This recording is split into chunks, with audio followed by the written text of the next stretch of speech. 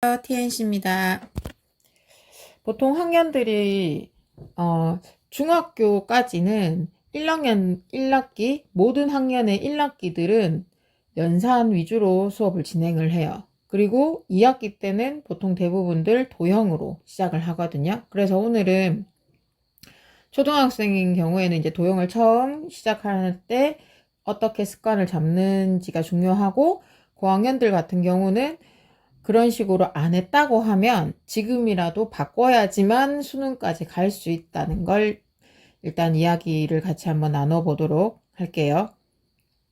일단 제가 느꼈을 적에는 이것도 약간 보상심리의 일부가 아닐까.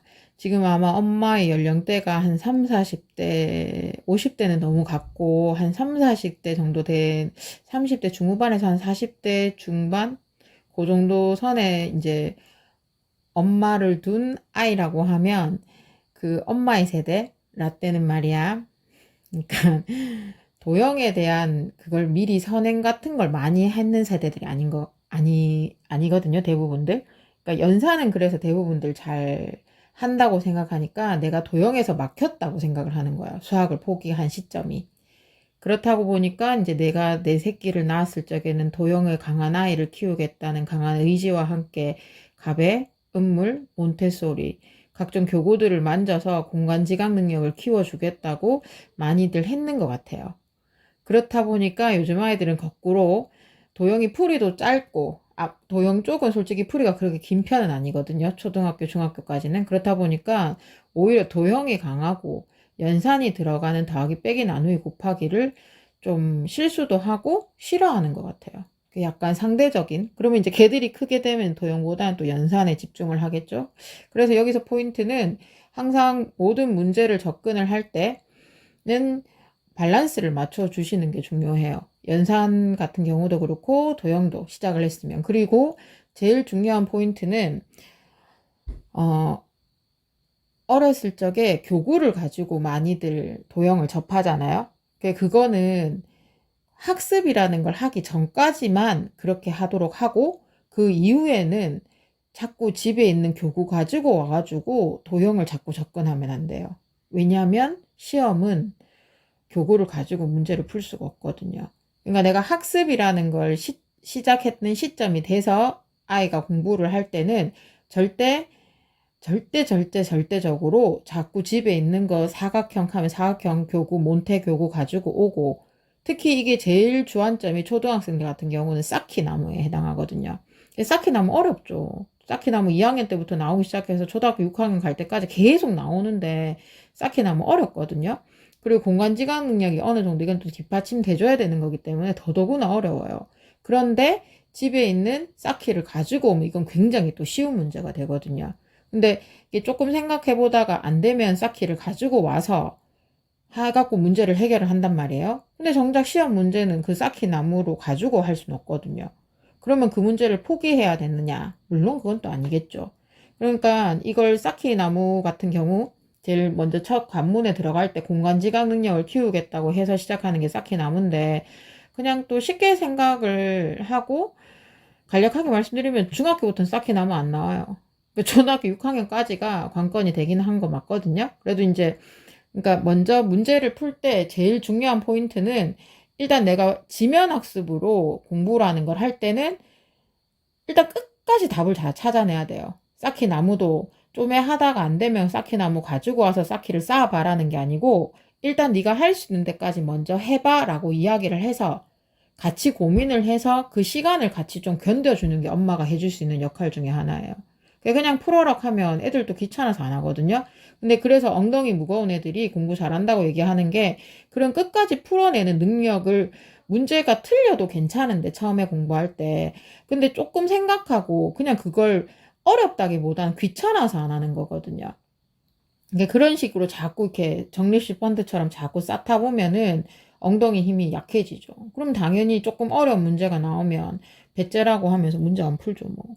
그러니까 처음에 쌓기 나무로 지면 학습을 시작을 하게 됐을 경우에는 어머님들이 그런 컨트롤 능력을 조금 그 시간을 같이 좀 견뎌주시고, 그렇게 해서 틀리게 됐을 경우에 틀리든 맞든 간에 쌓기 나무 이제 집에 있는 거 교구 가지고 와서 같이 확인해 보고 그런 작업들을 자꾸 하다 보면 시나브로 개념에서 조금씩 나아질 수 있을 거예요. 근데 처음부터 쌓기 나무 문제 풀 때 교구 가지고 오는 거는 굉장히 위험한 거 중에 하나예요. 항상 말씀드리지만 초등학교 이제 1학년 스타트한과 동시에 지면으로 시험을 치지 뭔가를 가지고 와서 시험을 치고 그런 거 절대 없거든요.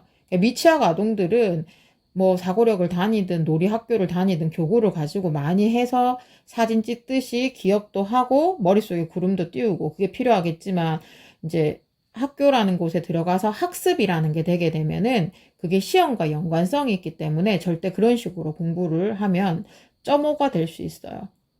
그러면 그게 교구가 없으면 시험을 칠 수가 없다는 게 돼버릴 수 있거든요. 쌓기 나무 같은 경우는 그런 식으로 좀 접근해 주시는 게 좋고, 그래서 이제 다시 본론으로 들어와서 도형 공부 같은 경우가 일단 먼저 보면 도형이든 뭐든 간에 이 룰은 똑같아요. 항상 정의 자체를 굉장히 중요하게 생각해야 되거든요. BTS의 뜻은 있잖아요. 방탄소년단이 만들어진 원리는 누군가가 BTS라고 해서 소속사에서 이름을 지어줬든 뭐 했든 간에 일단 BTS라고 불려지면은 그 그룹 이름이 BTS가 되는 거지 그 그룹 이름이 BAT가 되진 않잖아요. 그것처럼 바로 여기서 말하는 정의라고 하는 거는 Why라는 질문을 하는 게 아니고 그렇구나라고 받아들여야 되는 거. 그렇기 때문에 이 정의가 제대로 안 잡혀 있으면 나중에 가면 다 흐트러져요. 이거는 고학년도 마찬가지예요. 만약에 고학년 가서도 제대로 된 정의가 잡혀 있지 않다면 이게 바로 개념이거든요. 근데 내가 BTS 보고 BAT라고 하면 안 되잖아요. 그러면 BTS가 손을 들 수가 없잖아요. 그러니까 모든 단원에 들어갈 때 용어 정의 자체를 굉장히 크게 생각하셔야 돼요.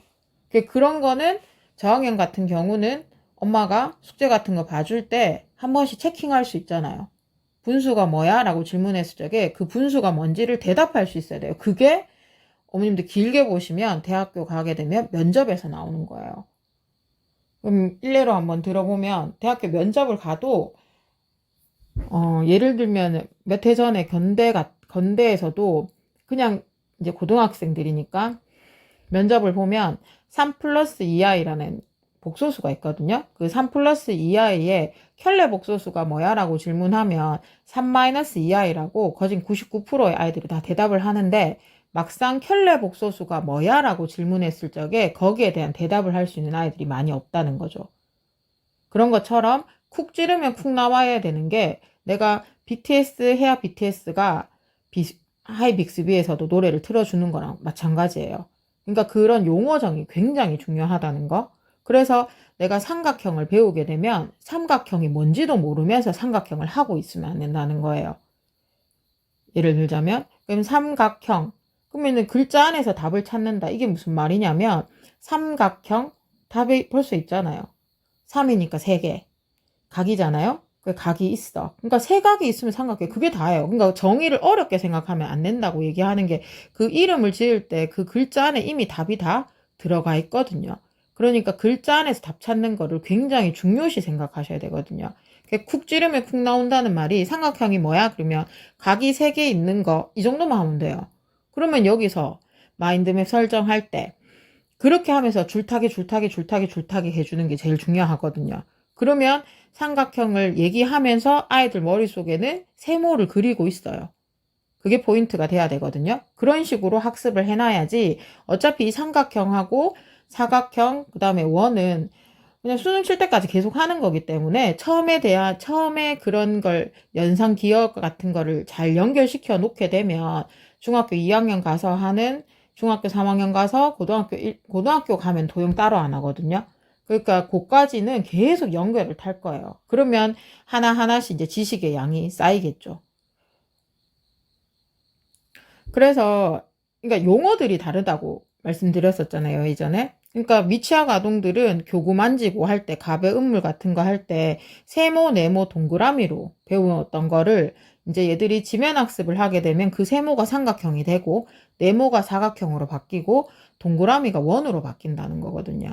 그러면 삼각형이라고 했을 적에 각이 3개 있는데 그때 그 각이 뭔지를 또 생각을 해야 되겠죠? 그러면 각의 종류가 여기 봤듯이 예각, 직각, 둔각 이렇게 있거든요. 그래서 예각삼각형, 직각삼각형, 둔각삼각형. 그래서 조금 더 디테일하게 가면은 삼각형 안에 이등변 삼각형, 직각 이등변 삼각형, 그리고 정삼각형.